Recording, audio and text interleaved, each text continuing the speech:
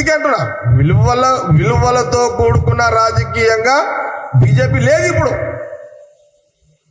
ఆనాడు Atal Bihari Vajpayee Advani BJP party కాదు ఇది. విలువతో కూడుకున్న లేని పార్టీ భారతీయ జనతా పార్టీ అని చాలా స్పష్టంగా కనబడుతున్నది ఇక్కడ. ఈ దొంగ ఓట్లను వెతికి తీసి ఎప్పుడైతే రాహుల్ గాంధీ గారు ఇప్పుడు బయటికి వెళ్ళి వాళ్ళని ప్రశ్నిస్తున్నాడో ఇక వాళ్ళకి ఏం తోస్తలేదు, తప్పుల ఇరుకపోయారు. దేశ ప్రజలు అందరూ ఆలోచనలో పడ్డారు. అరే మన హక్కు, మన ఓటు, మన హక్కు, మన జీవితము, బీజేపీ ఇట్లా కుట్ర, ఈ బీజేపీ ప్రభుత్వము వీళ్ళందరూ ఇట్లా దొంగ ఓట్లు చేస్తే మన జీవితాలు ఏమవుతాయి అనే ఒక ఆలోచన పడడంతో ఈరోజు బీజేపీ నాయకులు సోనియా గాంధీ గారి మీద లేని ఉన్నట్టుగా మాట్లాడుతున్నారు. అందుకే ఈరోజు ఇంత పెద్ద చరిత్ర, అంటే ఆ జరిగిన చరిత్ర చెప్పాల్సి వచ్చింది.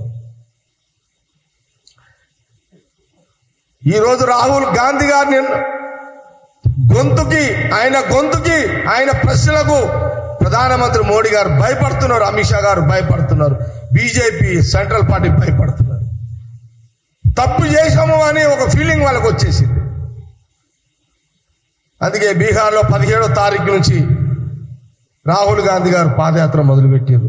ఇప్పుడు మాకు కూడా గైడెన్స్ వచ్చింది, దొంగ ఓట్ల ప్రభుత్వం బీజేపీ అనేది మాకు కూడా వచ్చింది. మాకు కూడా 22వ తారీఖు 15వ తారీఖు పెద్ద ఎత్తున జిల్లాల వారీగా రాష్ట్ర వ్యాప్తంగా పెద్ద పెద్ద సభలు, కార్యక్రమాలు, ర్యాలీలు చేయాలి. ఆల్ ఇండియా కాంగ్రెస్ పార్టీ కార్యగారు డైరెక్షన్స్ ఇవ్వడం కూడా జరిగింది.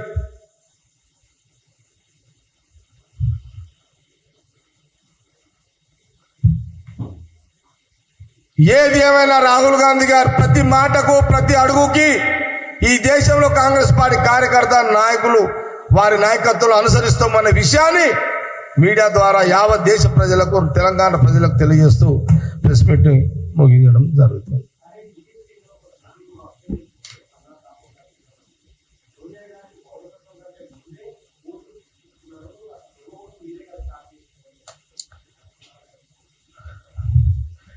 నేనేమంటున్నా ప్రతాప్, ఆ మాట్లాడడం కూడా బుర్రలేదు. సెంట్రల్ మినిస్టర్ ఎవడో కానీ వాళ్ళు సెంట్రల్ మినిస్టర్ డమ్మీలే పెట్టుకున్నారా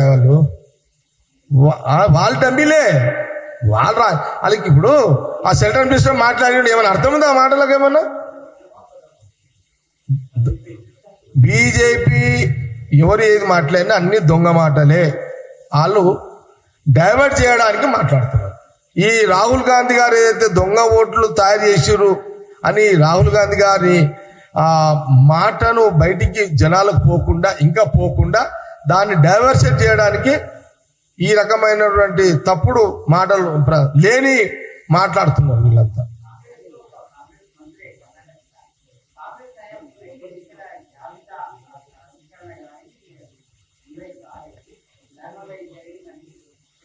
ఎవరైనా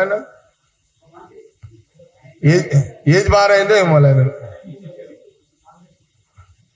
ఒకడో ఇద్దరు. ఇప్పుడు మా దాంట్లో కూడా ఉన్నారు కదా కోవట్లు, బీజేపీ ఆపరేషన్ కోవట్లు.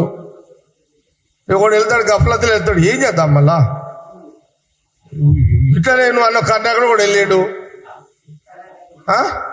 ఆడేదో డైరెక్షన్ స్క్రిప్ట్ వచ్చినట్టుంది, చదువురా నీకు ఏదైనా ప్యాకేజ్ వస్తుందని అని ఉంటాడు. ఒత్తరికి ఏం చేస్తాము? ఇక చరిత్రలో ఉన్నాయి ఇవన్నీ, మనం ఏం చేయలేము. నేను ఇక